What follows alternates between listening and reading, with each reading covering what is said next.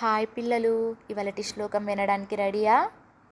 గంగే చ యమునే చైవ గోదావరి సరస్వతి నర్మదే సింధు కావేరి జలే అస్మిన్ సన్నిధిం కురు. సో దీని అర్థం ఏంటంటే, ఓ గంగా, యమున, గోదావరి, సరస్వతి, నర్మదా, సింధు, కావేరి నది దేవతలారా, ఈ నీటిలో మీరు ఉండి దీనిని పవిత్రం చేయండి అని మనం ప్రార్థిస్తాం. మనం స్నానం చేయడం మొదలుపెట్టే ముందు మనం స్నానం చేసే నీటిని ప్రార్థిస్తూ ఈ శ్లోకాన్ని చదవాలి, ఓకేనా? ఈ నీటిలో పవిత్ర నదులందరూ ఉండాలని మనం కోరుకుంటాం కదా, అలా చేస్తే మన స్నానం కూడా పవిత్రంగా ఉంటుంది. సో ఈరోజు శ్లోకం మీకు నచ్చిందని అనుకుంటున్నాను. మరి రేపు ఇంకొక శ్లోకం నేర్చుకుందాం, ఓకేనా? అంతవరకు నమస్తే.